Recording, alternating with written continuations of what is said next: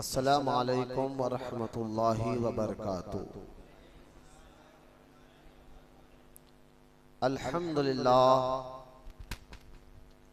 अल्हम्दुलिल्लाहि रब्बिल आलमीन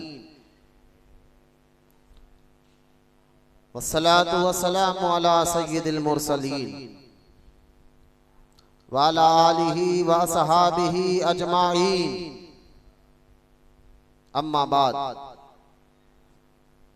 वक़ाल अल्लाहु तआला फ़िल क़ुरआनिल मजीद फ़अऊज़ु बिल्लाहि मिनश शैतानिर रजीम।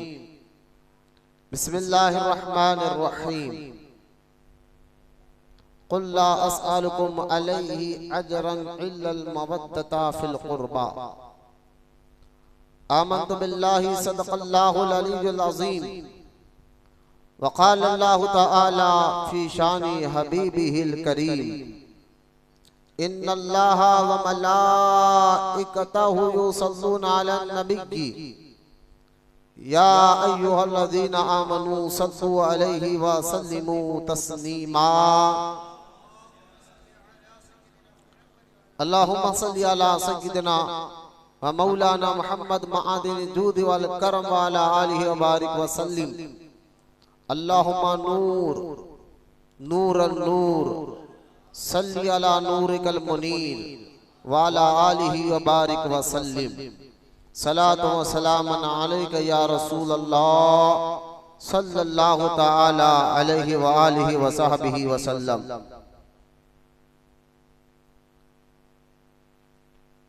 आज का ये मुबारक इज्तिमा और आज का ये मुबारक जिक्र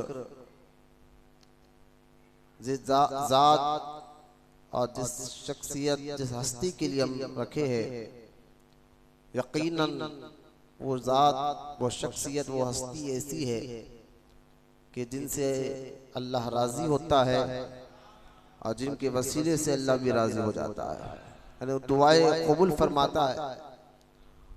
वो रूहानियत में गौसियत कुबरा के मुकाम पर है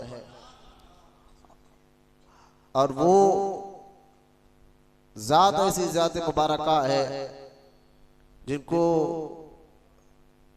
अल्लाह ताला ने हुजूर अलैहिस्सलातु वस्सलाम के सदक़े में वो बुलंदी और वो उरूज अता फरमाया है जिसको पढ़ने और समझने से आदमी अक़ल हैरान है। जिनका नाम नामी इसमें ग्रामी मेरे आका मेरे मौला हुजूर सैयदना इमाम जाफर सादिक रज़ी अल्लाह ताला अन्हु है।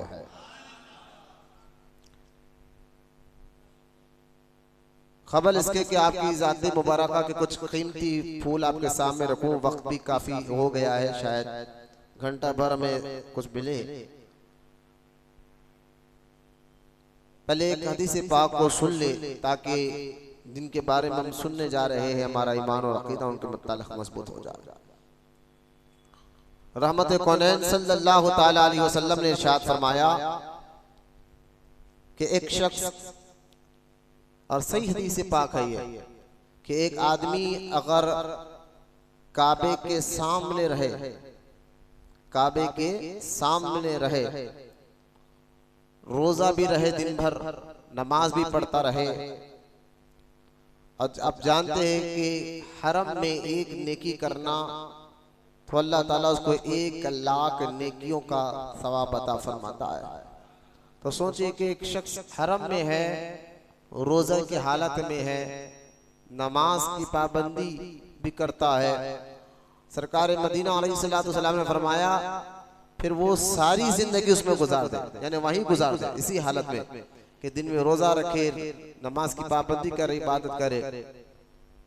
अंदाजा करे कि हरम में काबे के सामने सारी जिंदगी इस हालत में गुजारे कि नमाज की भी पाबंदी हो, रोजे की हालत में भी रहो, लेकिन हुजूर फरमाते अगर वो मेरी अहले बैत की दुश्मनी में मरा तो दोज़ख में जाएगा। वो मेरी अहले बैत की दुश्मनी में मरेगा, बुग़्ज़ में मरेगा, तो वहां इबादत कर कर भी उसका कोई काम नहीं हो, सीधा दोज़ख में जाएगा। यह अहले बैत का मुकाम व मर्तबा है। और एक और हदीस पाक में रहमत कौनैन सल्लल्लाहु अलैहि वसल्लम ने इरशाद फरमाया कि मेरे बाद तुम दो चीज को मजबूती से पकड़ कर रखना, तुम उन दो चीजों को मजबूती से पकड़ कर रहोगे तो कभी गुमराह नहीं होगे, कभी भटकोगे नहीं। पूछा गया सहाबा किराम से, या रसूलुल्लाह सल्लल्लाहु अलैहि वसल्लम दो चीजें क्या है?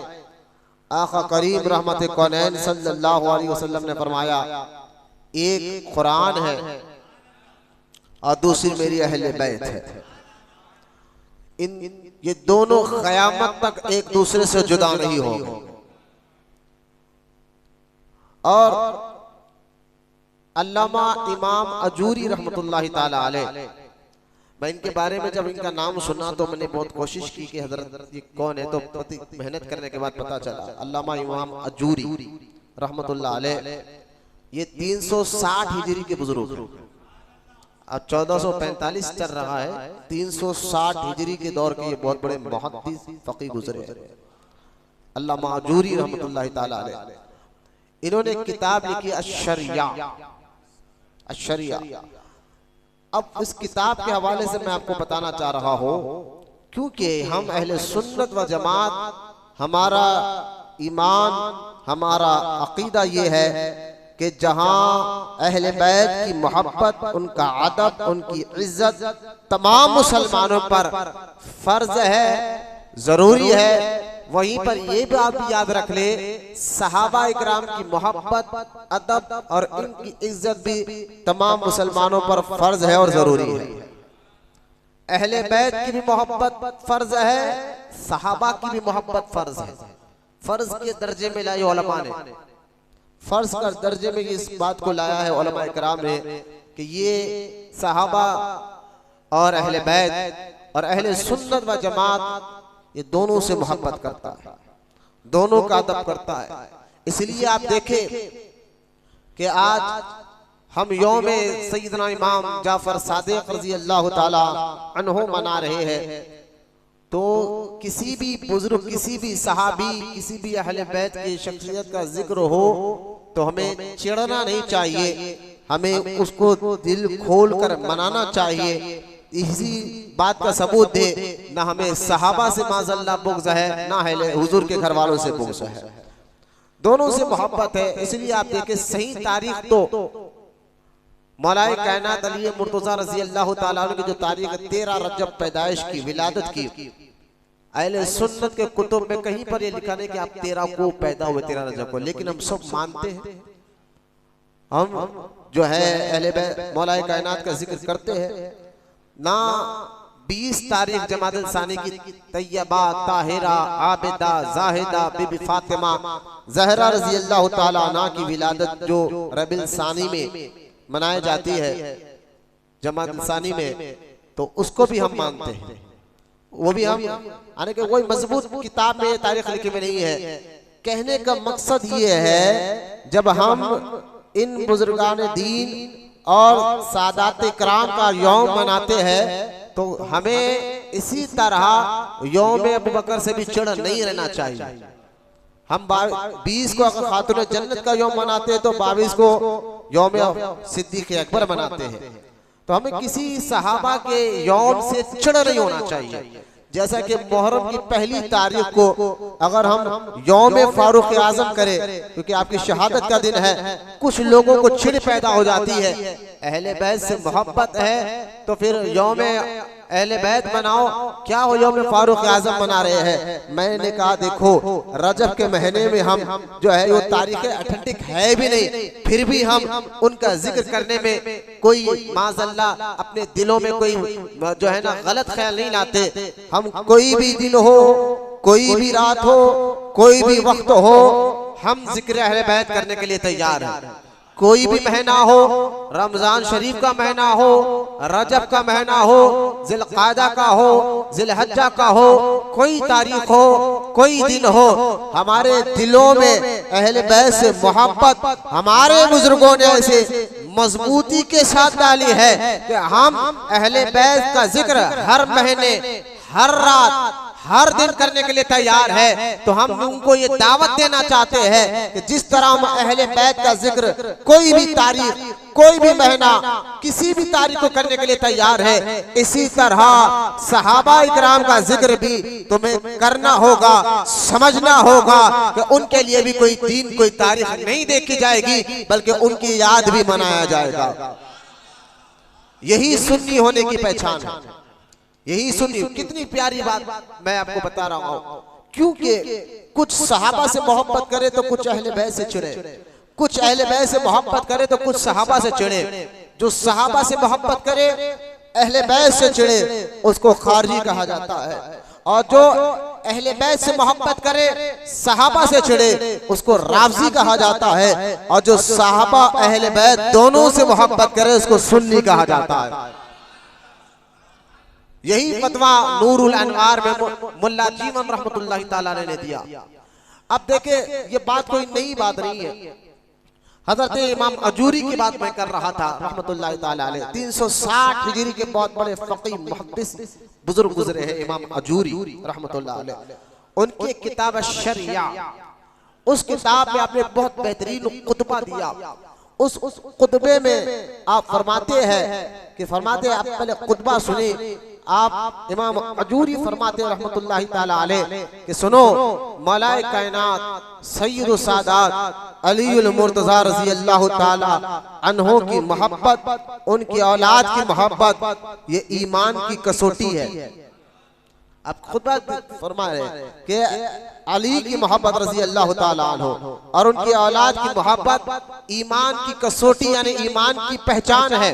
अगर मोमिन और मुनाफिक को परखना है, पहचानना है, तो अली का जिक्र कर लो। चेहरा अली का जिक्र सुनकर चेहरा खिल जाए, समझ जाओ कि मोमिन है। अली का जिक्र सुनकर चेहरा उतर जाए तो समझ जाओ मुनाफिक है।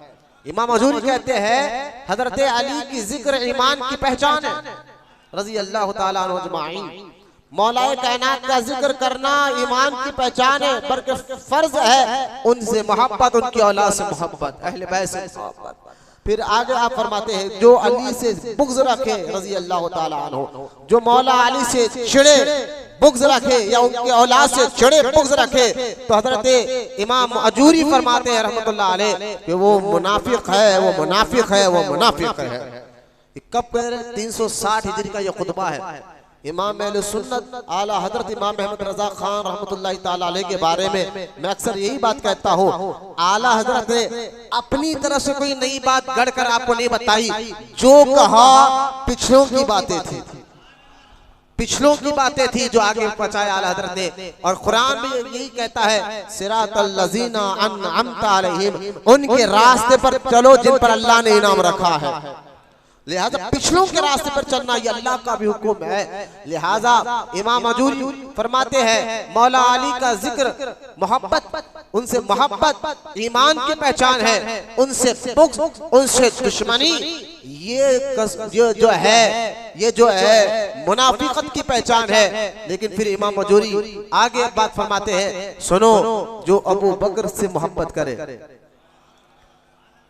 जो अबू बकर से मोहब्बत करे, जो अबू बकर की खिलाफत को पर हक माने, अबू बकर की खिलाफत को हक माने और उनसे मोहब्बत करे, जो उमर की उनसे मोहब्बत करे और उनकी खिलाफत को हक माने, जो उस्मान गनी से मोहब्बत करे और उनकी खिलाफत को हक माने, तो वो शख्स भी लाजिमन सुन्नी है, जन्नती है।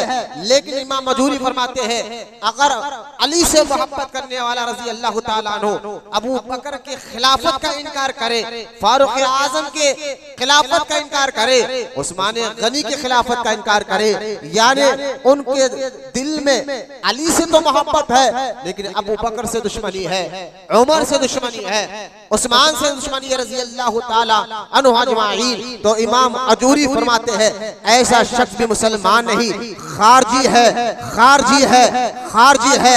अली से मोहब्बत हो, सच्ची मोहब्बत हो, वाकई मोहब्बत हो, तो अली जिससे मोहब्बत करते हैं वो अबू बकर से भी मोहब्बत तुम्हारे लिए लाजिम है, वो उमर से भी मोहब्बत तुम्हारे लिए लिए लाजिम है वो उस्मान से भी मोहब्बत तुम्हारे लिए लाजिम है। तो इमाम अजूरी फरमाते हैं अली से मोहब्बत कर कर अबू बकर से दुश्मनी करना, उमर से दुश्मनी करना, उस्मान से दुश्मनी करना, ये भी ईमान की पहचान नहीं है।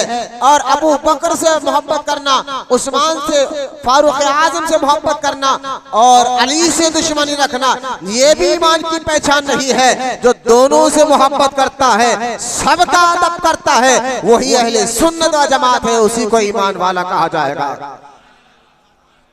ये आपने खुतबा दिया कई दलाइल के साथ। इमाम अजूरी रहमतुल्लाह ताला अलैह अपनी किताब अश-शरिया में, जो मैंने आपको बताया, ये 360 हिजरी के इमाम हैं रहमतुल्लाह ताला अलैह। तो इससे अंदाजा करें अहले सुन्नत यानी सुन्नी वही है जो साहबा और अहले बैत दोनों से मोहब्बत करता है, दोनों का अदब करता है। और आज जिस जात मुबारक का हम जिक्र सुन रहे हैं वो हजरत सैयदना इमाम जाफर सादिक रजी अल्लाह ताला अन्हु की जात पाक है। इमाम जाफर सादिक रजी अल्लाह ताला अन्हु कौन है? ये बेटे हैं इमाम मोहम्मद बिन बाकर रजी अल्लाह ताला अन्हु, और इमाम मोहम्मद बिन बाकर बेटे हैं इमाम ज़ैनुल आबिदीन रजी अल्लाह ताला अन्हु, और इमाम ज़ैनुल आबिदीन बेटे हैं इमाम हुसैन रजी अल्लाह ताला अन्हु। जरा ये बात सुन लीजिए आप कि एक मैं आपको थोड़ा सा खानदानी रिश्ता बताता हूँ साहबा और अहले बैत में। जो ये कहते हैं ना कि साहबा और अहले बैत में दुश्मनियां थे, झगड़े थे, जैसा कि वो बकर की नहीं बनती थी हजरत अली से, इस तरह की बातें करते, ये झूठ इतना खतरनाक बोला जाता है। बल्कि आप तारीख उठा कर देखें कि इनके खानदान में तो आपस में रिश्तेदारियां है। तारीख दे के पढ़ कर कि हजरत अबू बकर के खानदान में, हजरत अली की औलाद में आपस में रिश्तेदारियां है। कहीं लड़की इधर आई तो कभी लड़की उधर गई है। तो अब देखिए जब ईरान फतह हुआ, ईरान जब फतह हुआ और फतह होने के बाद ईरान के बड़े शहजादे की 3 बेटियां और तीनों सगी बहनें थी, तीनों सगी बहनें थी। वहां के राजा के तीनों बेटियां जब मदीना मुनव्वरा लाए गए तो हजरत उमर इब्न खत्ताब रजी अल्लाह ताला अन्हु ने आपने फरमाया कि ये ईरान के राजा की बेटियां है, लिहाजा इन तीनों बहनों, वो भी सगी बहन थी, खलेर मोमिनीन सगी बहन थी। हजरत फारूक आजम ने फरमाया कि तीनों सगी बहनों का निकाह शहजादों से होना चाहिए, शहजादों से होना चाहिए। तो तीनों की जो सगी बहन थी उनमें सबसे बड़ी बहन का निकाह फारूक आजम ने इमाम हुसैन रजी अल्लाह ताला अन्हु से किया, जिनका नाम शहर बानो था, जो करबला में इमाम हुसैन रजी अल्लाह ताला अन्हु के साथ थी। और उन्हीं के औलाद में इमाम ज़ैनुल आबिदीन पैदा हुआ। तो खैर, तो बड़ी बहन का निकाह इमाम हुसैन से किया, मझली बहन का निकाह अपने बेटे अब्दुल्लाह बिन उमर से किया, और छोटी बहन का निकाह हजरत अब्दुर्रहमान बिन अबू बकर के बेटे से किया। अब जब ये तीनों बहनों का निकाह हुआ, निकाह होने के बाद तीनों को बेटे हुए। इमाम हुसैन के यहाँ इमाम ज़ैनुल आबिदीन पैदा हुए, हजरत सैयदना सज्जाद रहमतुल्लाह अलैह, जिनका नाम अली औसत है रजी अल्लाह ताला अन्हु। इमाम ज़ैनुल आबिदीन का असल नाम सैयदना अली औसत, क्योंकि इमाम हुसैन को 3 बेटे थे, अली अकबर, अली औसत, अली असगर, और 3 बेटों में 2 बेटे तो करबला में शहीद हुए, अली अकबर और अली असगर। बचे अली औसत जो मंझले बेटे थे, जो आगे चलकर इनका लक़ब बना ज़ैनुल आबिदीन, यानी इबादत गुजारों का सर का ताज। और डेली 1000 यूं ही नहीं मिला कि आप समझ रहे होंगे फला इमाम हुसैन के बेटे, यकीनन खानदान भी बड़ा आला था, उसमें कोई शक नहीं है, लेकिन अमल भी देखे। हजरत ज़ैनुल आबिदीन फर्ज के अलावा रोजाना 1000 रकत नफिल पढ़ा करते थे।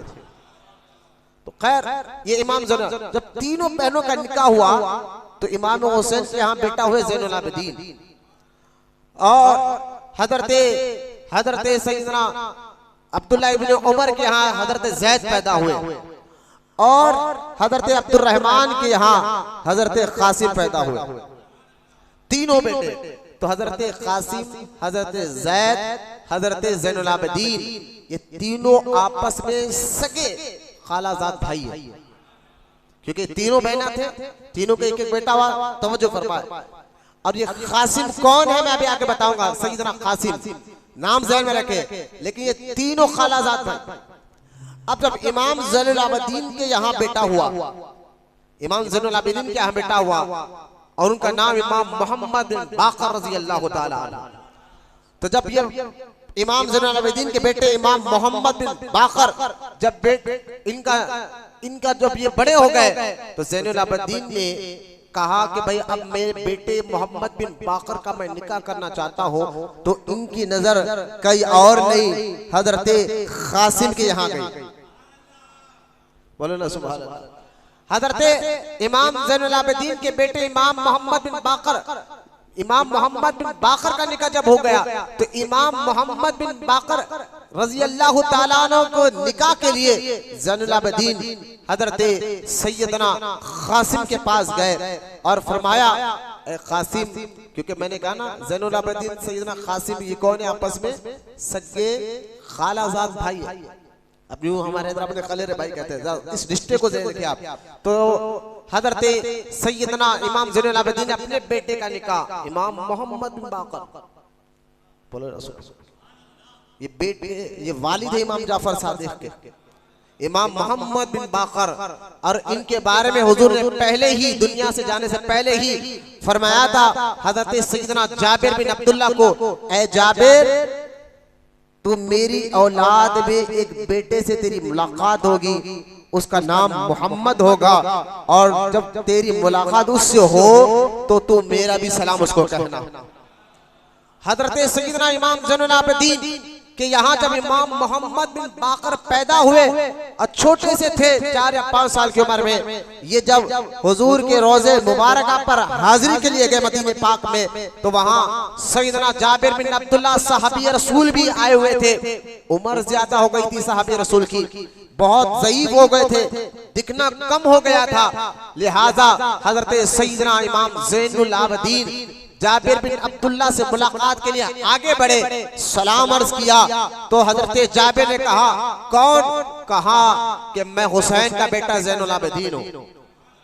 तो आपने फौरन, वो सहाबी रसूल ने फौरन जो है हजरत ज़ैनुल आबिदीन का हाथ चूमा और चूम कर फरमाया ज़ैनुल आबिदीन से, शहजादे आपके साथ ये छोटा लड़का कौन है? तो हजरत ज़ैनुल आबिदीन ने फरमाया था ये मेरा बेटा मोहम्मद है, ये मेरा बेटा मोहम्मद है।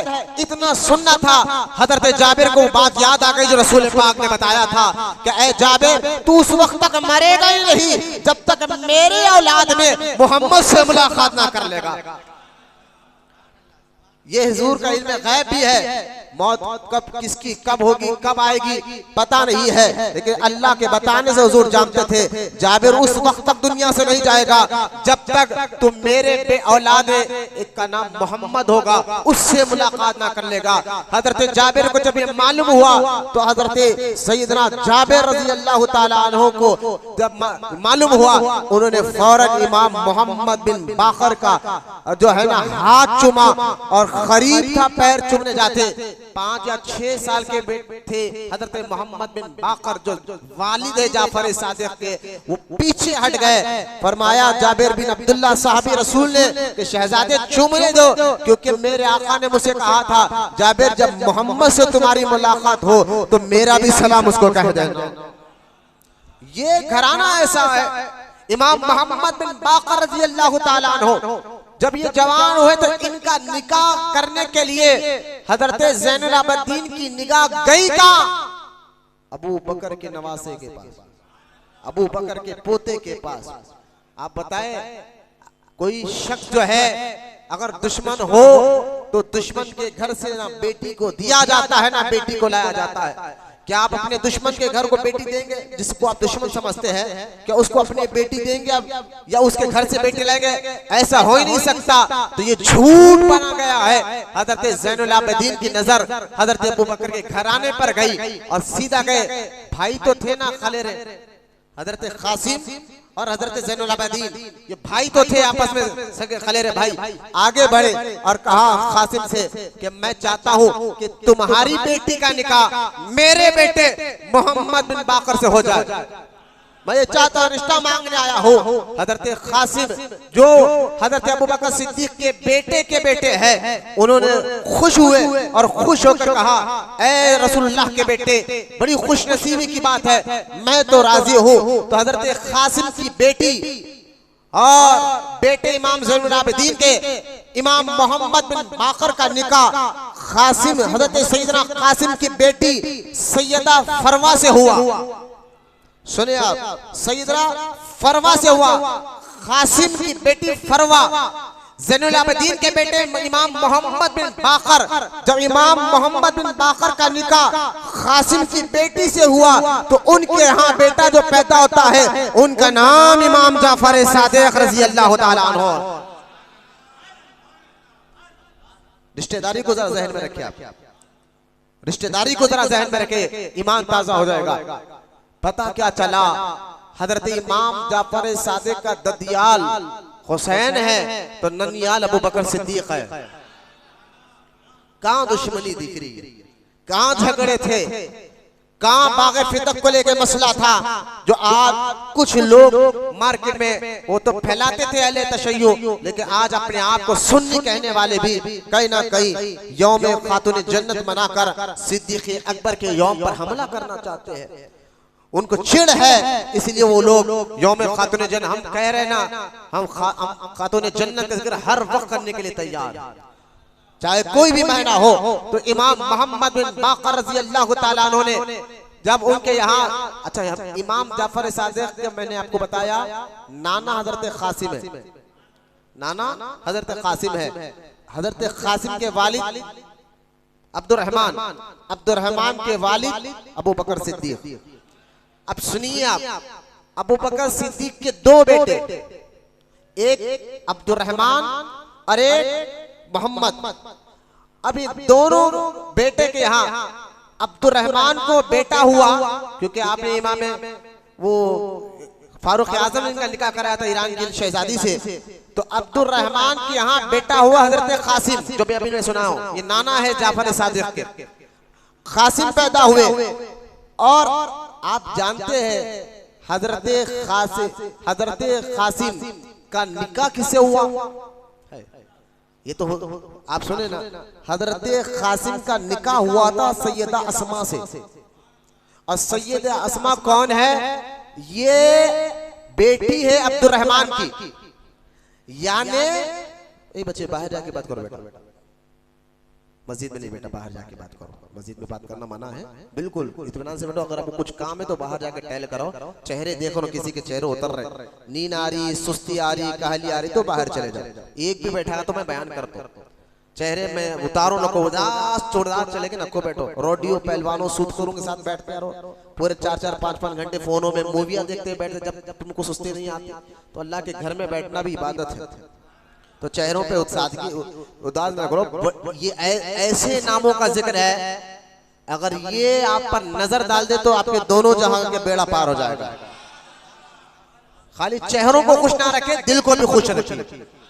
और ये इस नीयत के साथ सुनिए, ये अहले बैत ऐसा जिक्र है जिसके अदब के साथ ये जिक्र सुन भी ले अल्लाह मुश्किलों को हल फरमा देता है।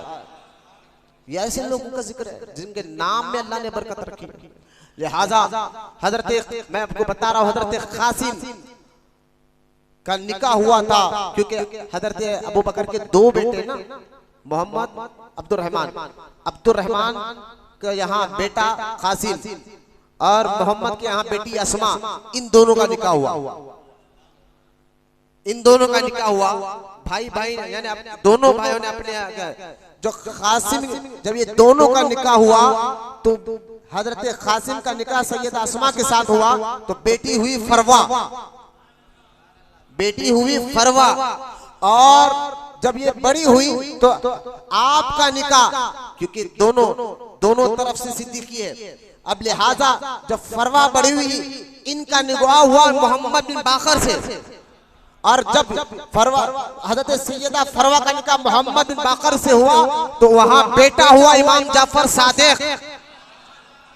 इस हिसाब से देखे इमाम जाफर सादिक के नाना भी सिद्दीक अकबर के औलाद से है, नानी भी सिद्दीक अकबर के औलाद से है। इसलिए इमाम जाफर सादिक फरमाते हैं कि मैं अपने वालिद अली की तरफ तो एक वास्ते से जाता हूँ और मेरे नाना अबू बकर की तरफ दो वास्तों से मेरी इनकी निस्बत है। इमाम जाफर सादिक खुद फरमाते हैं ननियाल से मैं सिद्दीकी हूँ, हाँ ददियाल से तो अली के औलाद हूँ, तो ननियाल से सिद्दीकी हूँ। बल्कि यूं समझिए इमाम जाफर सादिक की जात वो जाते मुबारका है जहाँ उनके जिस्म में, जहाँ उनके पास मौला अली का फैज है, हुसैन पाक का फैज है, हसन पाक का फैज है, वही इमाम जाफर सादिक के जिस्म में, उनकी रूहानियत में हज़रत सिद्दीक अकबर का भी फैज मौजूद है। पहले खानदान को आप समझ जाए, इसलिए हज़रत इमाम जाफर सादिक फरमाते हैं सिद्दीक अकबर ने मुझे 2 बार जना। ये निस्बत की तरह फरमाते हैं कि मैं 2 बार सिद्दीक अकबर ने मुझे जना, क्योंकि मेरे नाना भी सिद्दीक अकबर के औलाद से है और मेरी नानी भी सिद्दीक अकबर के औलाद से है रज़ी अल्लाह। तो कई झगड़ा दिख रहा आपको, हम अपने दुश्मन के घर बेटी नहीं देते। अगर माज़अल्लाह अहले बैत और सहाबा में खास तौर पर बाग़े फिदक को लेकर ये जो बोला जाता है कि नहीं भाई कि अब हजरत खातुन जन्नत नाराज थे अबू बकर सिद्दीक से, बस उनके घर वाले नाराज थे अबू बकर सिद्दीक से। मैंने कहा नाराज थे, बात जन्नत तो बहुत आगे निकल गए, नाराज थे और झगड़ा था, लड़ाई थी, दुश्मनी थी माज़अल्लाह, जबकि कुछ नहीं था। ये झूठ बहुत बड़ा फैलाया गया है इस्लाम के अंदर कि दुश्मनी, तो लिहाजा अगर दुश्मनी थी तो फिर इमाम ज़ैनुल आबिदीन सिद्दीक अकबर के बेटे के पास क्यों गए कि अपनी बेटी का निकाह मेरे बेटे के साथ कर दो? तो कोई दुश्मनी नहीं थी, ये बात क्लियर हो गई है। अब दूसरी बात सुने, इमाम जाफर सादिक रज़ी अल्लाह ताला अन्हु जिनका इल्म, जिनका तक़वा, जिनकी परहेज़गारी, मैं आपको क्या बताऊं। इमाम जाफर सादिक के बेटे, उनका नाम है हज़रत सैयदना इमाम मूसा काज़िम। इमाम जाफर सादिक को और भी बेटे सैयदना इस्माइल भी थे, सैयद इब्राहिम भी थे, लेकिन हजरत इमाम जाफर सादिक के जो बेटे जानशीन बने आपके बाद, उनका नाम है सैयदना इमाम मूसा काज़िम। जो जानशीन बने हजरत सैयदना इमाम मूसा काज़िम रज़ी अल्लाह ताला अन्हु, जो इमाम जाफर सादिक से पढ़े ज़ाहिरी इल्म भी हासिल किया, बातिनी इल्म भी हासिल किया। आप पढ़कर देखे हजरत सैयदना इमाम मूसा काज़िम रज़ी अल्लाह ताला अन्हु के बारे में ये रिवायत मौजूद है। जब आप बैठे हुए थे तो एक शख्स आया और इमाम मूसा काज़िम जो बेटे जाफर सादिक के, उनसे एक शख्स आकर परिंदों की जुबान में बात करने लगा, परिंदों की जुबान में बात करने लगा और लोग हैरान हो गए कि इमाम मूसा काज़िम ने उसका जवाब उसी की जुबान में दिया। परिंदे यानी साथ वाले मुरीद कहते हैं वो शख्स अजीब था, ना अरबी बात करता था, ना फारसी बात करता था, बस कोई जुबान तो नहीं समझ में आई, बस हमें ये समझ में आती कि वो परिंदे की तरह बात कर रहा था। और ताज्जुब तो हमें तब हुआ जब इमाम मूसा काज़िम ने भी उसको उसी की जुबान में जवाब दिया। जब वो चला गया, हम मुरीदों ने पूछा इमाम मूसा काज़िम से, अरे इमाम मूसा काज़िम कौन? जिनके खदमों में इमाम आजम ने कहा था अगर मेरी कब्र बनना तो मूसा काज़िम के खदमों में बनना चाहिए।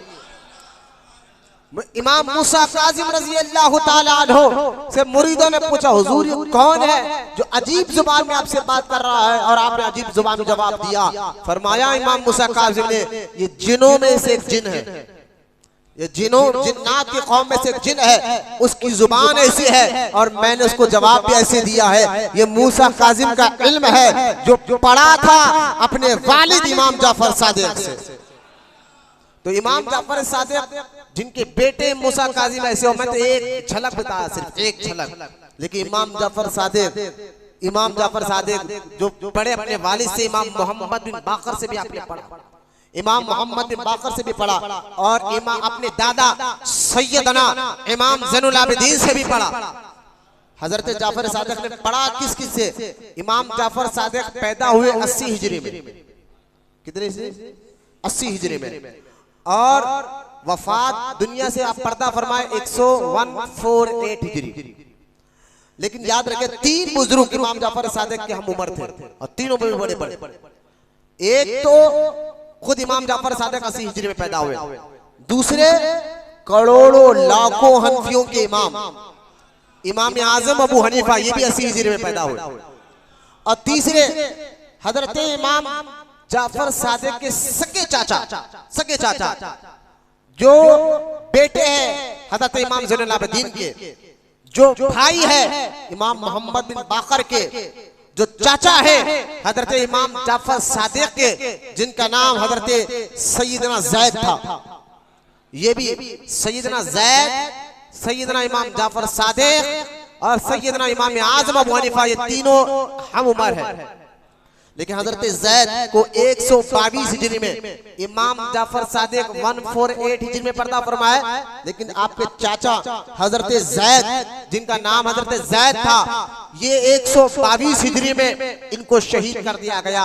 जो इमाम जाफर सादिक के चाचा था, जब सुने आप उनके बारे में, उनका नाम हजरत जैद था। चाचा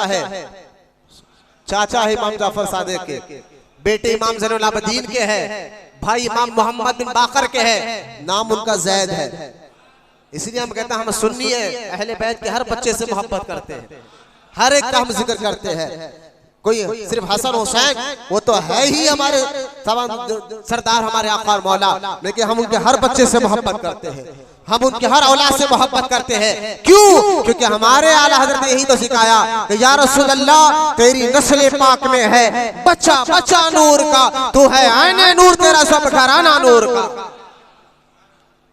लिहाजा हजरत जैद का जो वाकया है ना, जरा सुने आप। 122 हिजरी में को शहीद किया। हिशाम बिन अब्दुल मलिक का यह दौर था। कौन है हजरत जैद? जो चाचा है इमाम जाफर सादिक के। सुनिए जरा इनके बारे में। हिशाम बिन अब्दुल मलिक का दौर था, और हिशाम बिन अब्दुल मलिक ने बिल्कुल दीन में फुतूर पैदा कर दिया, मिलावट पैदा कर दी, और तरह तरह की बातें पैदा कर दी। बड़े बड़े उलमा को, बुजुर्गों को डरा कर रखना शुरू किया, और कहता था हिशाम बिन अब्दुल मलिक, जो मैं कहता हूँ वही दीन, जो मैं कर रहा हूँ वही इस्लाम।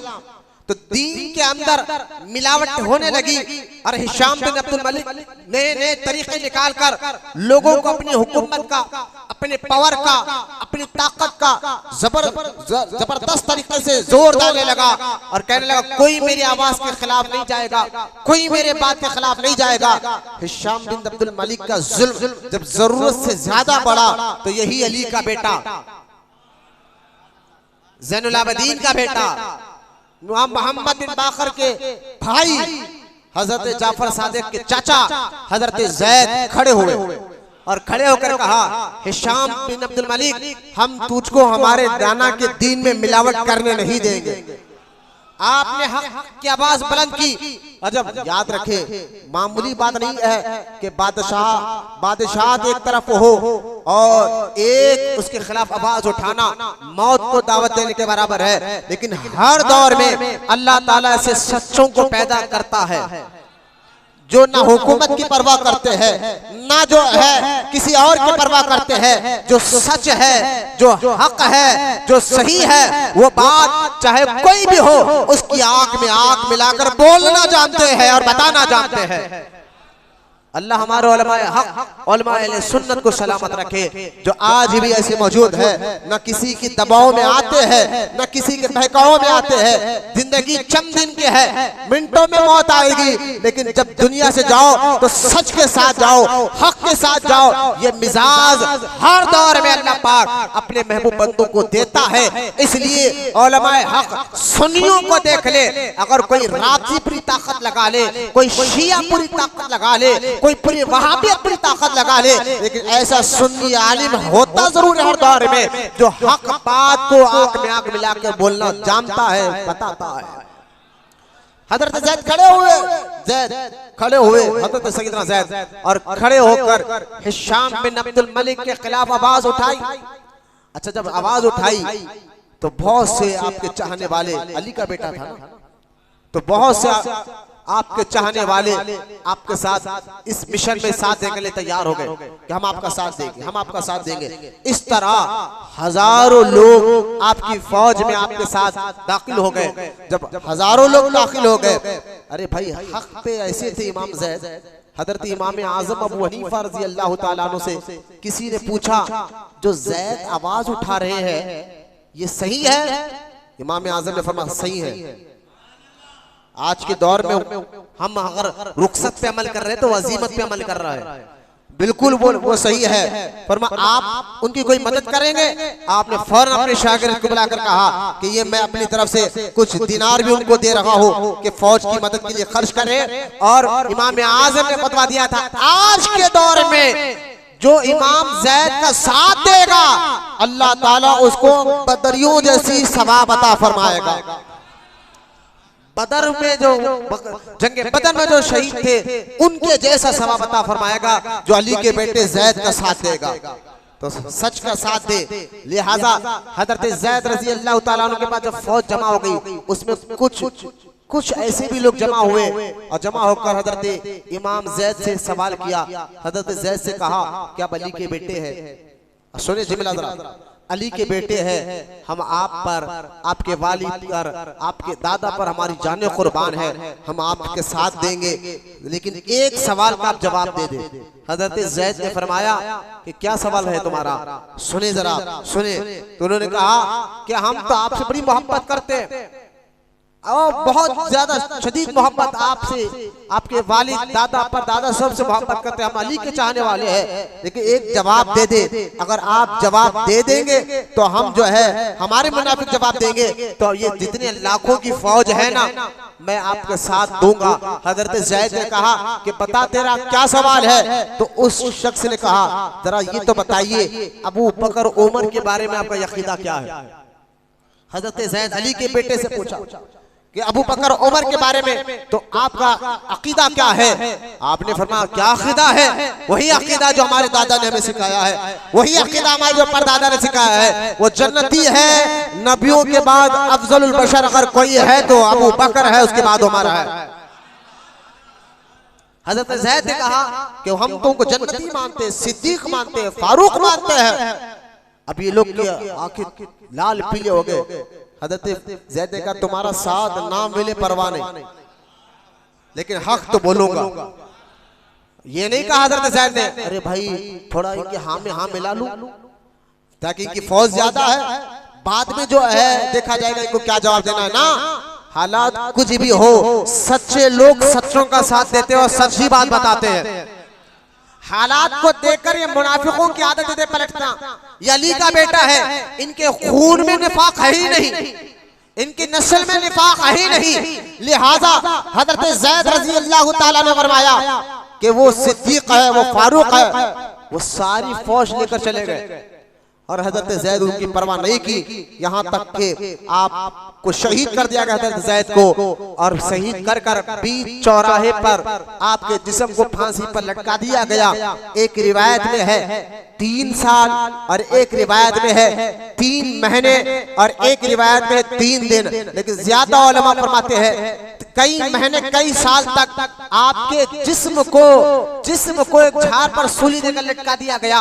और हिशाम बिन अब्दुल मलिक ने कहा कोई इनके जिस्म पाक के करीब न जाना, लेकिन याद रखे एक जिस्म को अगर कई साल भी हो, अगर इंतकाल के बाद लटका दे जिस्म फटना शुरू हो जाता है, जिस्म पिघलना शुरू हो जाता है, उसमें बो आना शुरू हो जाती है, उसमें कीड़ लगना शुरू होती है। 3 साल तक हजरत जैद का जिस्म झाड़ पर लटका हुआ रहा। खून में वो तो दूर की बात है, जो सामने से गुजरता था उनके जिस्म से निकलने वाले खून से वो पूरा मोहल्ला, पूरा गली, पूरा शहर मुअत्तर हो जाया करता था। ऐसी महक महकती जिस्म से निकलने वाले खून से, जिससे खुशबू ही खुशबू। ये हजरत जैद कौन है? ये चाचा थे इमाम जाफर सादिक के। 122 हिजरी में इनकी शहादत हुई। तो हल गरज मैं बताना ये चाह रहा था, हजरत इमाम जाफर सादिक रज़ी अल्लाह ताला अन्हु जब आप अपने वालिद से भी आपने पढ़ा, हजरत इमाम मोहम्मद बिन बाकर से भी आपने पढ़ा, आपके दादा हजरत ज़ैनुल आबिदीन से भी आपने पढ़ा, लेकिन अब सुने ये तो है आपने अपने नाना हजरत कासिम से भी पढ़ा, हजरत सैयदना कासिम रजी अल्लाह ताला अन्हु से भी पढ़ा। कौन है हजरत कासिम? कौन है हजरत कासिम? तो सुने तज़किरतुल हुफ़्फ़ाज़ में अल्लामा ज़हबी रहमतुल्लाह ताला अलैह अपनी किताब तज़किरतुल हुफ़्फ़ाज़ में फरमाते हैं कि ये तज़किरातुल हुफ़ाज़ बड़ी मोतबर किताब है सारी दुनिया के उलमा के नज़दीक। और इस किताब में अल्लामा ज़हाबी ने बड़े बड़े फ़ुक़हा और मुहद्दिसीन की सीरत को जमा फरमाया उस किताब के अंदर। अल्लामा ज़हाबी खुद एक दलील है अपनी जगह, उनका नाम इतना बड़ा है इल्मी दुनिया में और उलमा की नज़र में उनका मुकाम और मर्तबा इतना बड़ा है। मेरे छोटे बच्चों को भगाओ, सिराज भगाओ मेरी तरफ दूर पड़े मर्तबा सल्लल्लाहु अलैहि वसल्लम। लिहाजा मेरी तरफ देखे अल्लामा ज़हाबी की ये किताब तज़किरातुल हुफ़ाज़ में बात लिखी हुई है। सुने आप क्या कहना चाहता हो कि हज़रत क़ासिम जो उस्ताद है इमाम जाफर सादिक के, जो बेटे हैं अबू बकर सिद्दीक़ के हज़रत क़ासिम, लेकिन पहले इनका इल्मी मुकाम सुने। अल्लामा ज़हाबी कहते हैं अपने दौर में मदीने पाक में मदीना मुनव्वरा में आपके जैसा कोई मुहद्दिस था ही नहीं। मदीने के सबसे बड़े मुहद्दिस हजरत क़ासिम थे। उमर बिन अब्दुल अजीज का नाम सुना आपने? उमर बिन अब्दुल अजीज पहली सदी के मुजद्दिद, पहली सदी के मुजद्दिद उमर बिन अब्दुल अजीज रहमतुल्लाह अलैह।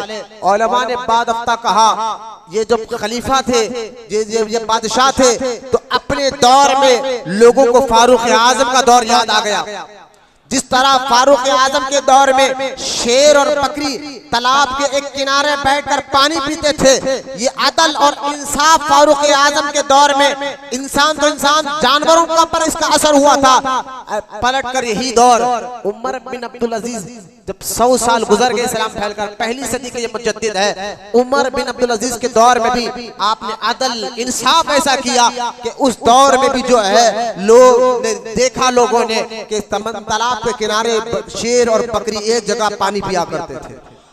यानी इंसाफ अदल मतलब क्या है कि अदल जिस तरह अगर अदल इंसाफ जिसका जो हक है, गरीब का जो हक है, जिसका जो हक वो अदा करने से वो असर जानवरों पर भी पड़ता है। तो खैर उमर बिन अब्दुल अजीज का बड़ा प्यारा दौर था। वो उमर बिन अब्दुल अजीज जो पोते हैं फारूक आजम के, हाँ है ये पोते हैं फारूक आजम के रात के वक्त हजरत उमर कष्ट कर रहे थे। एक घर के सामने से हजरत उमर गुजर रहे थे तो अंदर से माँ ने आवाज दी बेटी को, बेटी दूध में पानी मिला दे। बेटी ने कहा माँ से कि अम्मी जान हजरत उमर ने मना किया है कि दूध में पानी नहीं मिलाया जाएगा। तो माँ ने कहा बेटी आधी रात का वक्त है, उमर तो अपने खेमे में सो रहा होगा, क्या खबर है वो तो देख नहीं रहा है, लिहाजा दूध के अंदर तू पानी तो मिला दे। तो आदर उस लड़की ने कहा था कि उमर तो देख नहीं रहा है लेकिन खुदा तो देख रहा है, रब तो देख रहा है।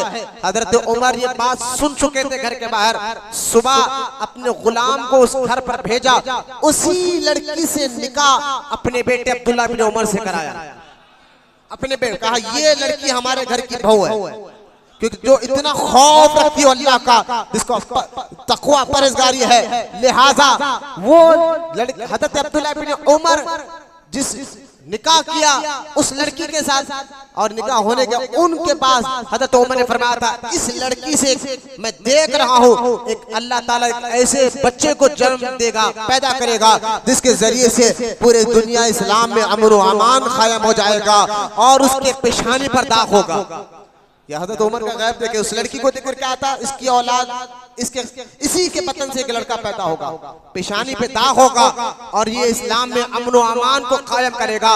और देखे जब उमर बिन अब्दुल अजीज पैदा हुए, पेशानी पे दाग तो नहीं था, पैदा हुए, लेकिन मालूम था हजरत उमर को ये अल्लाह के रसूल के गुलामों का इल्म गैब है। लिहाजा हजरत उमर रज़ी अल्लाह ताला का कहना पूरा हुआ।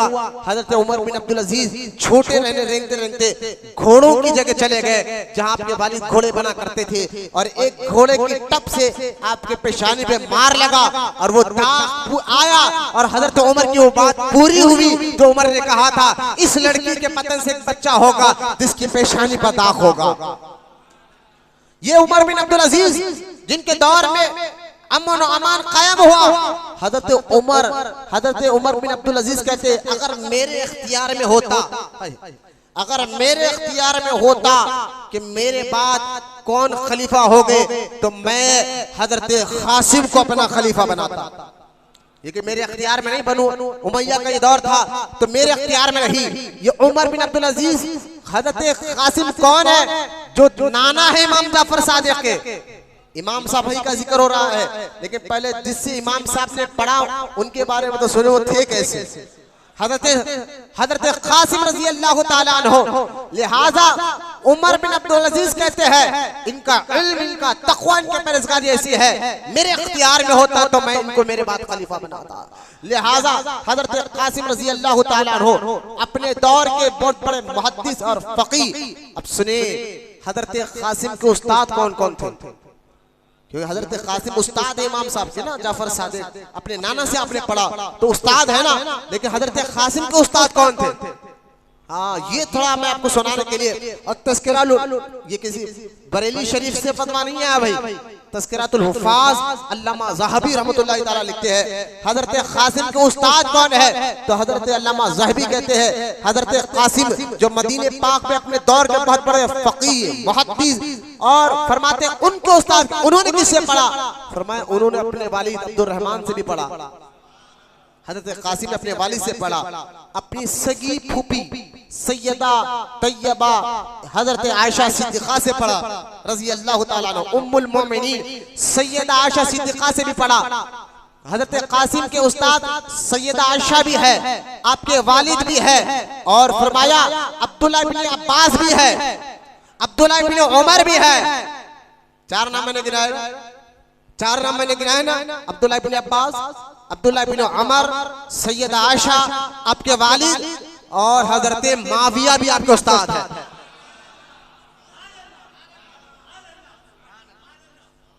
अब बोलो हजरत माविया पे बकोगे? इमाम साहब के उस्ताद हजरत कासिम के उस्तादों का मैं जिक्र कर रहा हूं। हजरत कासिम जो फिर देखे उलमा कहते हैं, अल्लामा ज़हबी तज़किरतुल हुफ़्फ़ाज़ में इसको लिखा है, उलमा ये बात कहते हैं खुदा की कसम मदीने पाक में आपके जैसा कोई मुहद्दिस था ही नहीं, आपके जैसा फकीह कोई नहीं था। अरे भाई वो दौर, अरब का दौर, ताबईन का दौर, सहाबा का दौर, उस दौर में हजरत कासिम का नाम आ रहा। और उस्ताद कौन कौन है? हजरत अब्दुल्लाह इब्न अब्बास है, अब्दुल्लाह इब्न उमर है, सैयदा आयशा सिद्दीक़ा है, सैयद अब्दुर रहमान है, सैयदा माविया रज़ी अल्लाह ताला अन्हा है।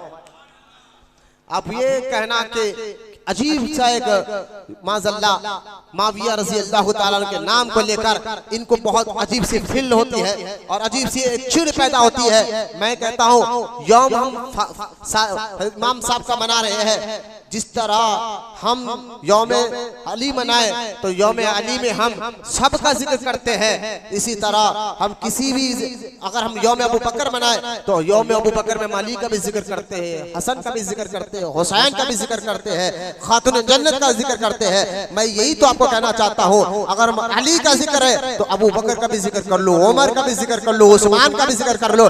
क्यों? हम अहले सुन्नत हैं, हम दोनों से मोहब्बत करते हैं। यह अदब या एहतराम लाजिम और जरूरी है। अब इमाम जाफर सादिक रज़ी अल्लाह ताला अन्हु, अब सुने कि इमाम साहब के मैंने आपको उस्ताद का जिक्र किया कि आपने अपने वालिद से भी पढ़ा, अपने दादा से भी पढ़ा, अपने नाना से भी पढ़ा। अब आइए इमाम साहब से किस किस ने पढ़ा?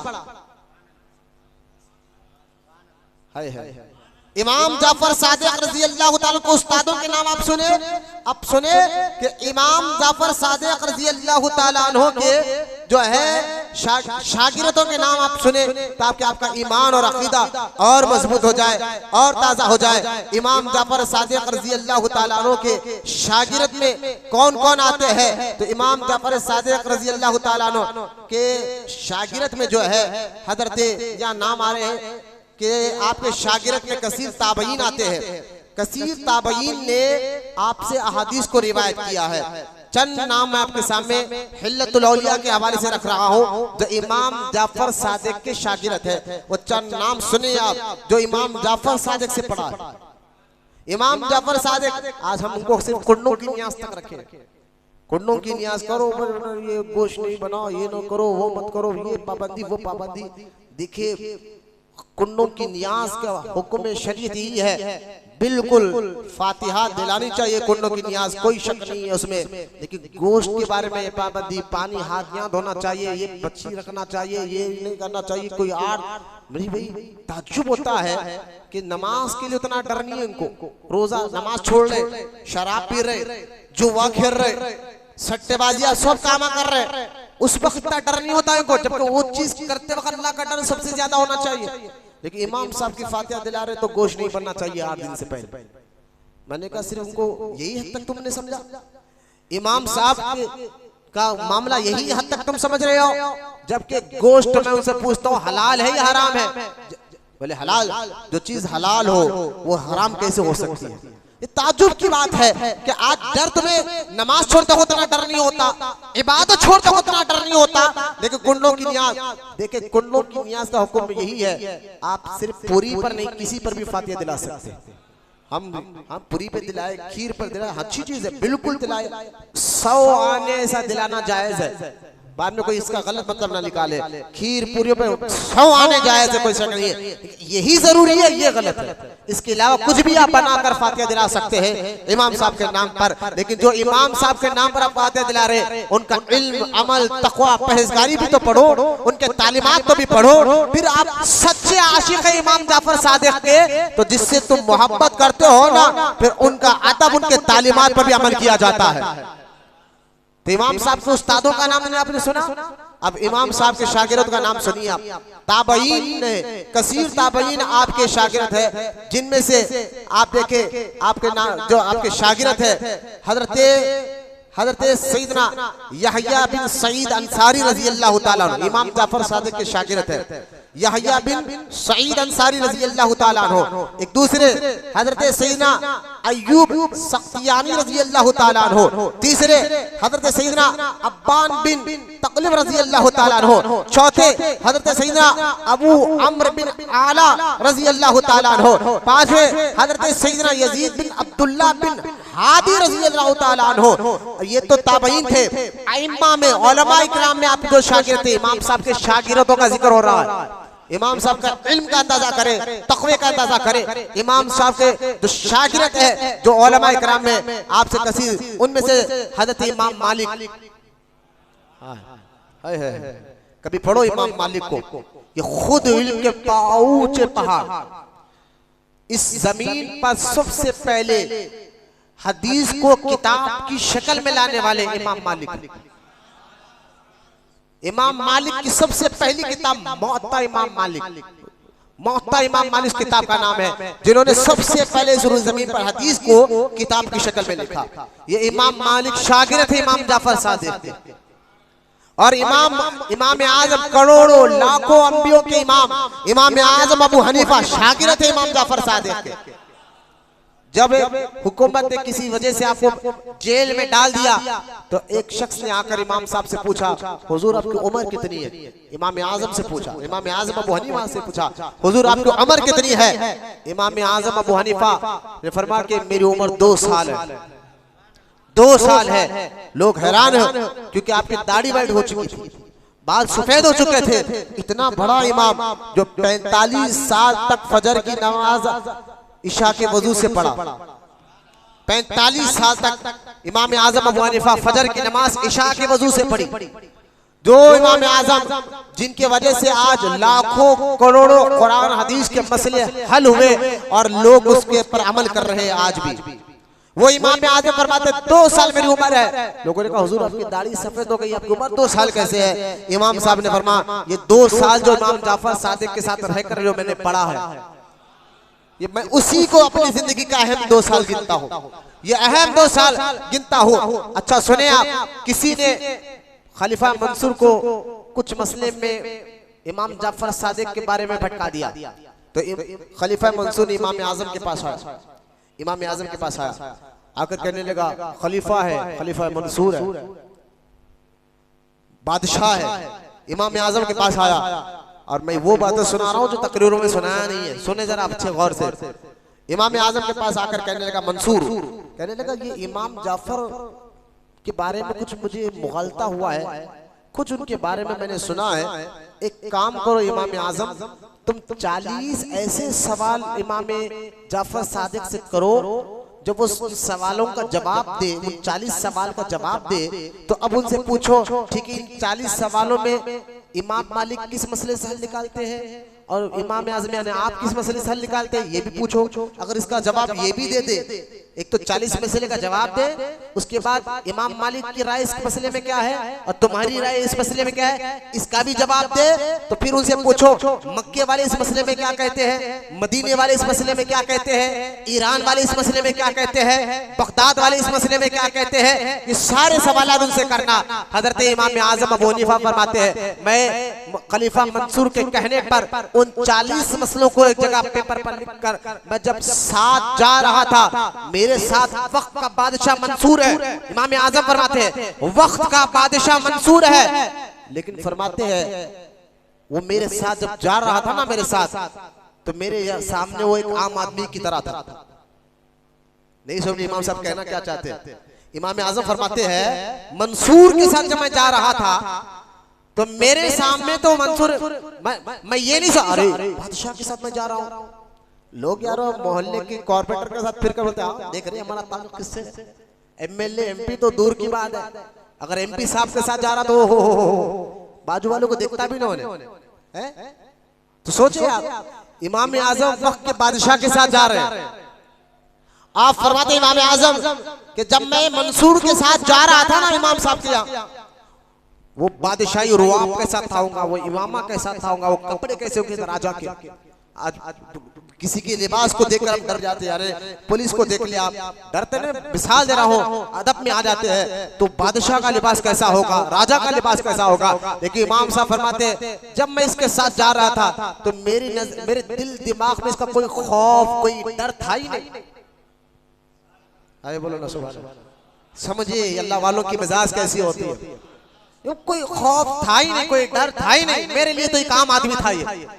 बस तू कह रहा ना मैं चल पूछ ली इमाम साहब के, तू चल रहा है। लेकिन जब हम पहुंचे इमाम जाफर सादिक की महफिल में, इमाम आज़म फरमाते हैं इतना बड़ा मुत्तकी परहेजगार फरमाता है कि जब हम इमाम जाफर सादिक की महफिल में बैठे, इमाम साहब तो एक सादे से कपड़े में एक आम सी टोपी पहनकर बैठे थे, लेकिन जैसा ही मैंने इमाम जाफर सादिक को देखा, इमाम आज़म फरमाते हैं आपका रुआब जलाल मेरे दिल दिमाग में बैठ गया। आपका रुआब, आपका जलाल, इमाम साहब का रुआब जलाल, इमाम आज़म भले बादशाह का कोई रुआब नहीं था दिल पर, ना दिमाग पर था। जब देखा अली के बेटे को, जब देखा ज़ैनुल आबिदीन के बेटे को, तो मेरा दिल दिमाग बिल्कुल अदब में आ गया, बिल्कुल एहतराम में आ गया और बड़े अदब एहतराम के साथ कहा रसूलुल्लाह के बेटे। बादशाह ने इन सवालों का जवाब देने के लिए बादशाह भी बैठा हुआ है। हजरत इमाम साहब ने उन 40 सवालों के मसले का उसी वक्त जवाब भी दिया और जवाब देकर अभी इमाम साहब ने कुछ कहा नहीं, इमाम जाफर सादिक ने ये 40 मसले का जवाब है। इमाम मालिक इस मसले को ऐसा बताते हैं, तुम इमाम आज़म इस मसले को ऐसा बताते हो, मक्के वाले ये कहते हैं, मदीने वाले ये कहते हैं, बगदाद वाले ये कहते हैं, ईरान वाले ये कहते हैं, इराक वाले ये कहते हैं। सारे सवालों का जवाब एक सेकंड में अता फरमा दिया। इमाम साहब से भी इल्मे ज़ाहिरी की बात कर रहा हूँ और बातिनी उलूम तो पूछनो ही नहीं कि वो गौसियत कुबरा के मुकाम पर इमाम साहब नजर आते हैं। बातिनी उलूम, अरे इमाम साहब के बारे में यहाँ पर यौम किया से पहले भी हर साल अल्हम्दुलिल्लाह हम कर रहे हैं। ये नाम ऐसे है भाई, नाम याद रखो, इन नामों से अल्लाह बख्शिश फरमाता है। अल्लाह इन नामों के वसीले से नाम, अगर ये नाम ऐसे इमाम जाफर सादिक, इमाम मोहम्मद बाकर, इमाम ज़ैनुल आबिदीन, इमाम हुसैन, हजरत अली, ये नाम ऐसे है किसी पागल पर सच्चे यकीन के साथ पढ़कर फूंक दो तो अल्लाह उसके मजनून को दूर फरमा देता है, उसके पागलपन को खत्म फरमा देता है। मरीज पर पढ़ को फूंको तो अल्लाह उनको शिफा अता फरमा देता है। अरे किसी पर जादू असरार हो जाए, सिर्फ ये नाम पढ़कर फूंक दे तो अल्लाह उसको सेहत और शिफा अता फरमा देता है।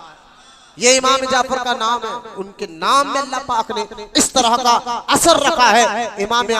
इमाम जाफर सादिक रज़ी अल्लाह तआला अन्हु के जो शागिर्द में इमाम आज़म भी है, इमाम मालिक भी है, और सुनिए आप सुफियान सूरी भी है।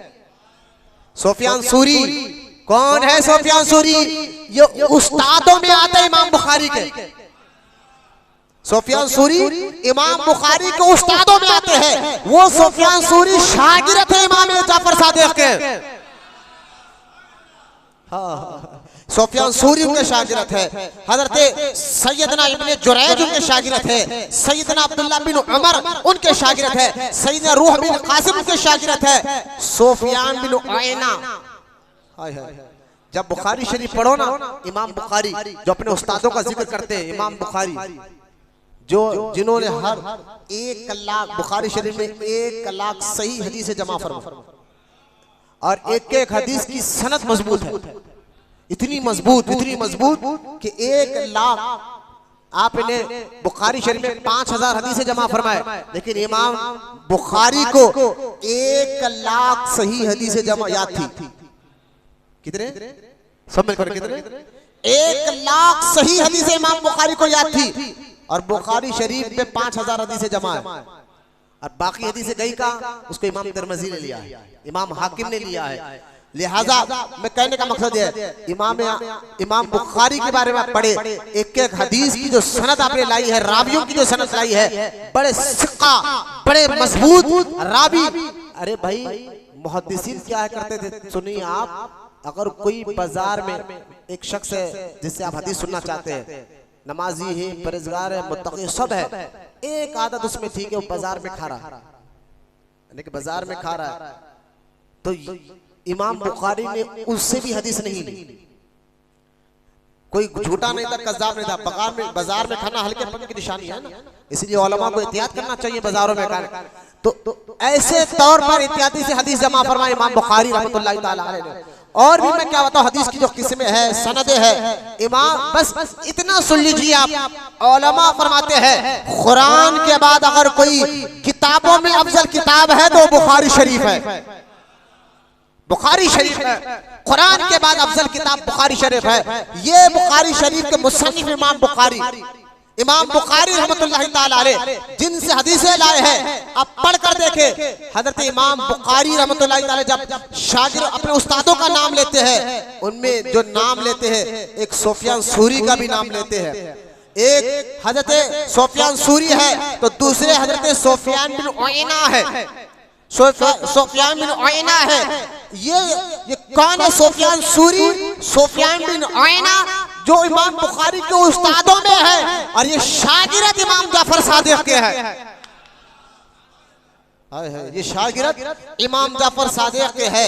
हजरत सैयदना सुलेमान बिन बिलाल, ये भी इमाम जाफर सादिक के शागिर्द है। सैयदना इस्माइल बिन जाफर, ये भी शागिर्द है। सैयदना हातिम बिन इस्माइल, ये भी शागिर्द है। सैयद अब्दुल अजीज बिन मुख्तार, ये भी शागिर्द है। सैयदना वहाब बिन खालिद, यही शागिर्द है। सैयदना इब्राहिम बिन ताहमान, ये भी शागिर्द है। सैयदना मुस्लिम बिन हज्जाज खुशैरी, ये भी शागिर्द है। ये अपनी सही मुस्लिम तकरीज की, यानी हजरत इमाम मुस्लिम ने जिनसे हदीसों को लिया है वो है मुस्लिम बिन हज्जाज खुशैरी।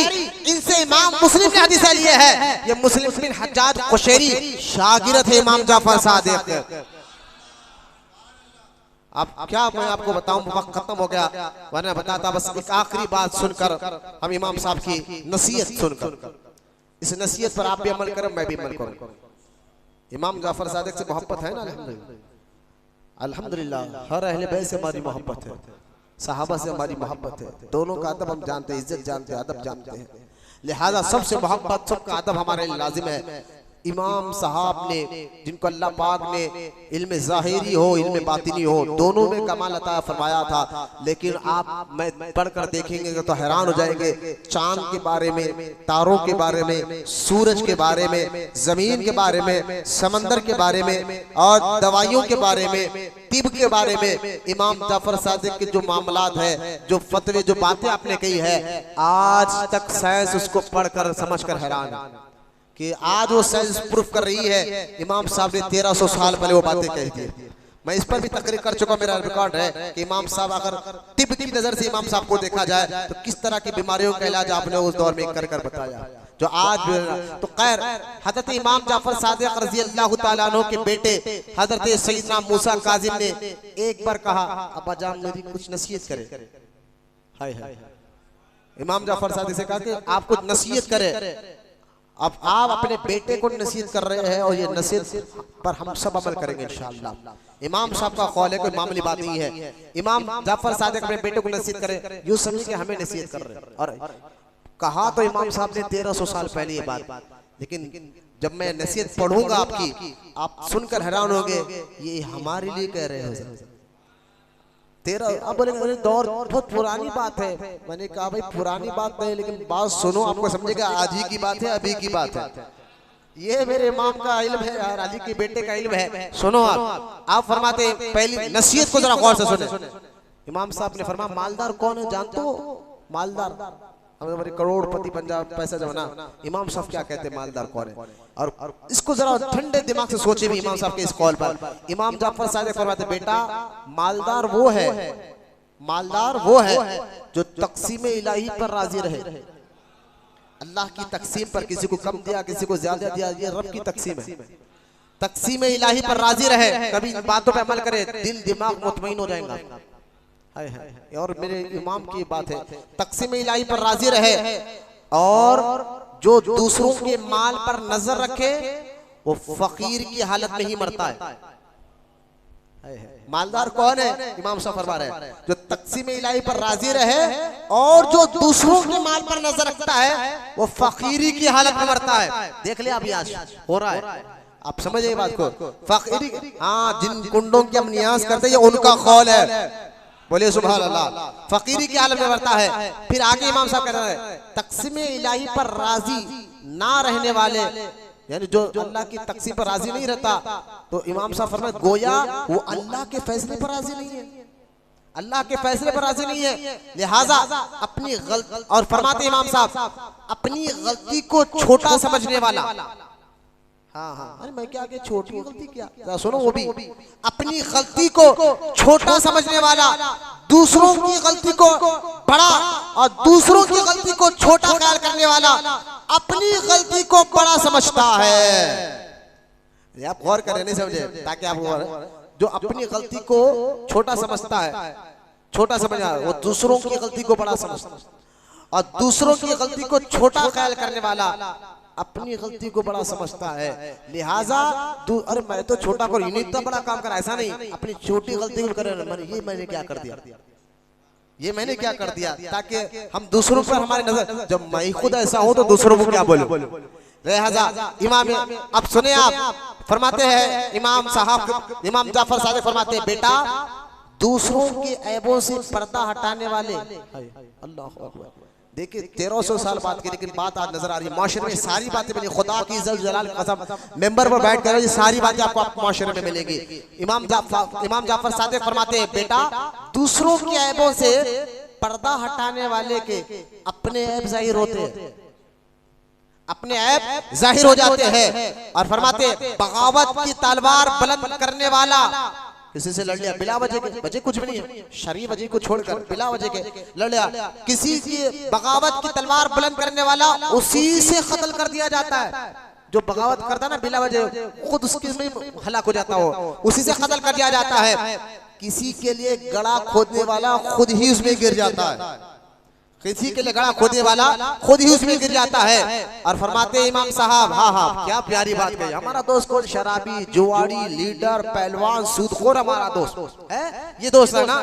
लेकिन इमाम साहब फरमाते बेखूफों की सोहबत में बैठने वाला, बेखूफों की सोहबत में बैठने वाला, इसमें शराबी आ गए, जुआरी आ गए, जानी आ गए, सूदखोर आ गए, रौडी आ गए, पहलवान आ गए, बोलते ना भाई की सोहबत में बैठने वाले। सुनिए आप, इमाम जाफर सादिक फरमाते हैं जो बेखूफों की सोहबत में बैठने वाला हकीर और जलील हो जाता है, हकीर और जलील हो जाता है। और जो उलमा की सोहबत अख्तियार करता है, इमाम जाफर साहब फरमाते हैं जो उलमा की सोहबत अख्तियार करता है अल्लाह उसको इज्जत के मुकाम पर ले जाता है। सोचो हमारे दोस्त है कौन, किसके साथ बैठते हैं, किसके साथ। इसलिए रोडियो पहलवानों के साथ जो बैठते हैं उनको मस्जिद में बैठने को दिल ही नहीं बोलता। इनको देख लो घंटों 4 घंटे होटल में बैठ जाएंगे, फिल्म देखते हुए पूरा 3 घंटे को फिल्म बोर नहीं लगता, लेकिन 1 घंटे की तकरीर को बोर नजर आता है। आज तो तकरीर में जाना है, चंद सेकंड की तकरीर। अरे भाई 10-10 साल किताबें लेकर कॉलेज यूनिवर्सिटी में पढ़ा, जब बोर नहीं मारा, दीन की किताब पढ़ने और समझने में क्यों बोर, तो होने की बात है। खैर, इमाम साहब फरमाते हैं उलेमा की सोहबत में बैठने वाला इज्जत पा जाता है। और आगे इमाम जाफर सादिक फरमाते हैं, बेटा लोगों पर ऐब लगाने से बचना, लोगों पर ऐब लगाने से बचना, वरना लोग तुम पर ऐब लगाएंगे, वरना लोग तुम पर ऐब लगाएंगे। और फजूल बातों से बचना, वरना उनकी वजह से भी तुम जलील और रुसवा हो जाओगे। फजूल बातें, ना दुनिया का फायदा ना दीन का फायदा, बस कर रहे बात, ये वो इधर की उधर की, ये उन्हें ऐसा करा, वो बैठ के तो देख रहे वो लीडर ऐसा करना था, पीएम ऐसा करना था, सीएम ऐसा करना था, फजूल बात। तो खैर, फजूल बातों से भी अल्लाह हमारी हिफाजत फरमाए। और इमाम साहब फरमाते, बेटा हक बात ही कहना, बोल सुभान अल्लाह, टाइम भी हो गया, हक बात ही कहना, ख्वाह तुम्हारे हक में हो या खिलाफ हो, हक बात कहो, चाहे वो बात तुम्हारे हक में हो या उसके खिलाफ हो, लेकिन सच कहो, हक बात। क्योंकि मजम्मत का सामना तुम्हें अपने दोस्तों की तरफ से ही करना पड़ेगा। जब सच कहोगे ना तो मजम्मत करेंगे तो ज्यादा तुम्हारे दोस्त ही मुखालिफ होंगे, लेकिन सच दोस्तों को छोड़, अरे दोस्त है इसकी साइड ले लेता हूँ, भाई है इसकी साइड, ना ना सच कहो, हमेशा सच के साथ रहो, बोलो ना वहां बस सुभान अल्लाह। फिर आखिरी में मैं और बताता, लेकिन वक्त खत्म हो रहा है। आगे इमाम साहब फरमाते, बेटा किताबुल्लाह यानी कुरान की तिलावत करते रहना, सलाम को आम करना, नेकी का हुक्म देना, बुराई से मना करना, खत्ते ताल्लुकी करने वाले से रिश्ता जोड़ना, जो तुमसे तोड़े उनसे जोड़ना, जो तुमसे बात ना करे उनसे बात करने में पहल करना, जो तुमसे मांगे उसे अता करना, चुगलखोरी से बचना कि ये दिलों में बुग़्ज़ पैदा करती है, लोगों के ऐब के पीछे ना होना, ये चीज खुद को मज़म्मत हदफ बनाने के कायम मुकाम पर है। यानी जो लोगों के ऐब तलाश करता है वो खुद को अपनी जान को तकलीफ में डाल लेता है। अल्लाह हमें इन तमाम बातों पर अमल की तौफीक अता फरमाए। मैं और कहता इंशाअल्लाह कभी वक्त रहा अगर जुम्मा में वक्त मिला, इन बातों पर मैंने कही सारी बातें सोने के पानी के लिखने के लायक है। ऐसी मेरी बातें इमाम जाफर साहब ने कहा, अल्लाह तमाम को कहने सुन से अमल की तौफीक अता फरमाए। वमा अलैना इल्लल बलाग वल्हम्दुलिल्लाहि रब्बिल आलमीन।